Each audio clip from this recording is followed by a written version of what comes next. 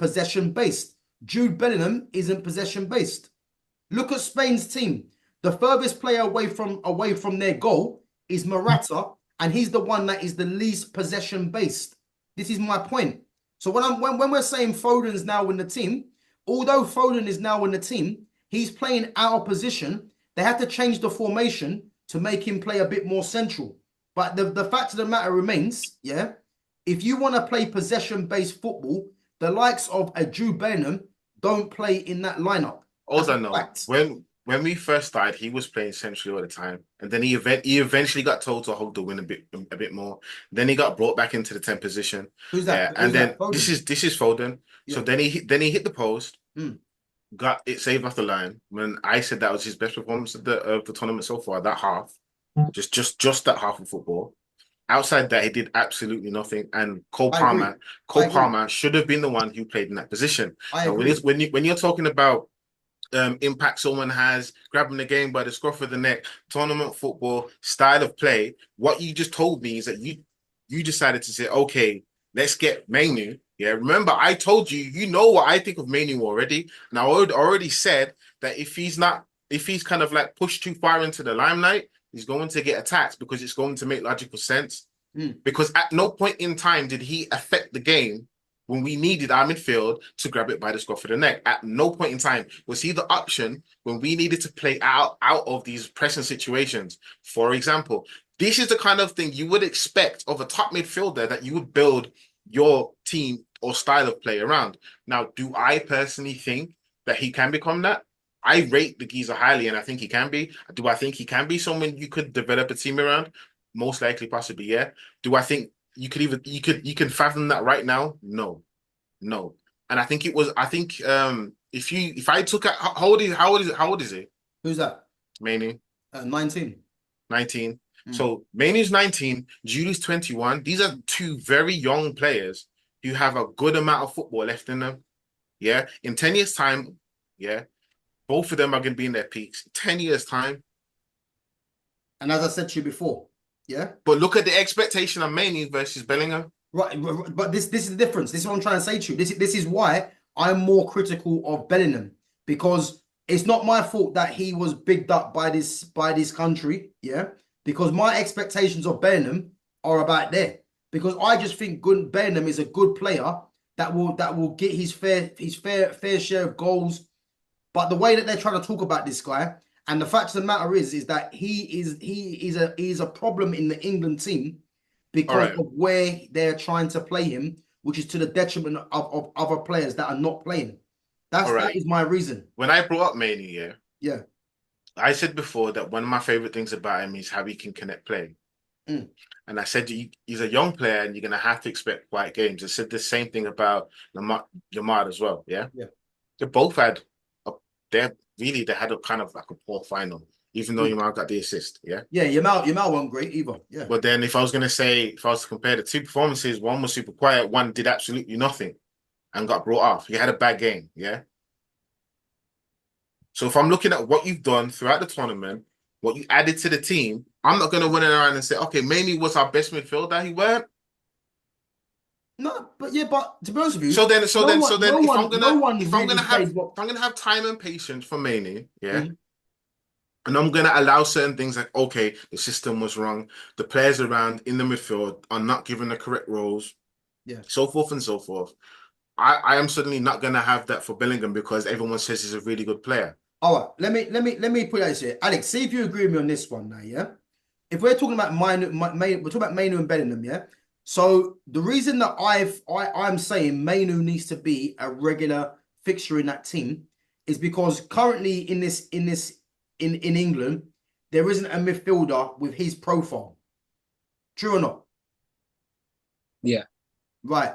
The reason I'm saying Bellingham is a problem, yeah, is because where they're trying to play him, whether it be in the number 10 or towards the left, there are better players, technically, talent-wise, that can play there. That is my opinion. Because if I turn around and said that if Mainu wasn't playing in a bad Man United midfield, yeah, there'd be another English player who could take that position. around his age. No. You're telling me there's no young player in England around his age that can do There's anything no like there's that? no there's no Okay. player in England of his profile currently in the game. Bear in mind, England didn't even take Harvey Elliott. Yeah. I rate Harvey Elliott, but Harvey Elliott don't do the role of what Mane does. Who says he needs to do the exact same role as what Miney No, does? what's the comparison? Because So I think Harvey Elliott, if you want to create a system yeah, that fits and stuff like that, you need movement, you need this, you need that, mm, you need productivity in certain positions. yeah, I don't care what anyone says. I know for a fact Javier could have played that role very, very well. Trent could have played that role very well. yeah. Was Mainu given the same role that Trent was given to play for England? No, not really. No, But everybody wants to judge Trent's performance in midfield. bro. No, hold on. Pause. Everybody wants to judge Trent's performance in midfield going by the role that Southgate. This is the nonsense that Southgate But gave who's him. everyone? Everyone. That's not us. Bro. You can say it's not us. I'm talking about pundits. I'm talking about any kind of football reaction channel that I've heard people talk. They've all judged Trent as a midfielder according to the nonsense of Gareth Southgate. Yeah. But then if I go and look at Kobe Mainoo, and I said to you before, part of the reason why I don't want him to play so much this tournament because I don't want him to play under Gareth Southgate and to get any of the blame. And I'm glad that so far I haven't heard much people piling on him. Because like I said, if you look at his performance over the tournament, for a young player, it was good. For a player that you need to affect a game, to grab the game by the scruff of the neck, to win a tournament, no, it wasn't. But as a young player, new for England, yeah, it was actually very good. I would have personally said Kobe Mainoo would have been the person I would want to bring on in the latter halves of the game, where I either want to rest on possession or when I know that I have a team hemmed in and he can play his game in and around the box. Yeah, because he's going to get moments and he's got the confidence to take people on and to shoot. Yeah. Mm. So that's how I would have preferred to use Mainoo. And I think, okay, yeah. But then if I'm going to say he's our main midfield starter this tournament, for me, that was crazy and irresponsible when it comes to that player. Now, underneath Gareth Southgate, that's why I'd say that. Underneath a different manager, maybe I'd say something different. Because I've only seen Mainoo play for Ten Hag, who nobody likes, yeah, and Gareth Southgate, who nobody apart from his former teammates like. Even they might not have liked him. They were still doing the PR for him though. So the one who actually like the game. Oh gosh, remember that when I gave Southgate his flowers? Yeah, for the decisions, and I was like, okay, he made good subs, yeah. He then makes retarded substitutions in the final, bringing Ivan Toney on with, what was it, like 5 minutes to go or something stupid like that. Yeah, stupid. Yeah. And he kept Kane on for how long when he should have made a change ages ago. And then all I hear from his buddies in commentary is, he's done so well to get us this far and blah, blah, blah. Like, come on, it's a bit harsh. The people we should be looking at as saying this is what's wrong, this is why we're not working as a team internationally. It's not Jude Bellingham. It's not really Foden. Remember, I've been digging at Foden as well to say like he should have done way better than he has. Yeah, it's mainly the management. All right, I've got a theory. I'm gonna fly a plane and hopefully you lot let me land. Yeah. Go on. I'm gonna pick out 3 teams. So we got Spain, Germany, and France. Yeah. Mm-hmm. Right. So the tournament where David Villa and Fernando Torres first really emerged, and Spain got beaten by France. Right. That team was a growing team, and they were allowed to grow together. Tournaments down the line, they've added more players, more Barcelona heavy, more Real Madrid heavy with a couple of others. And what happened? They dominated. Going to Germany now, their under-21s beat England in the final. That team, Ozil, Hummels, Neuer, Khedira, and a few others. They got integrated into the German first team. So basically, all of that under-21 side went up together, yeah. All went out together. Now, it took a while.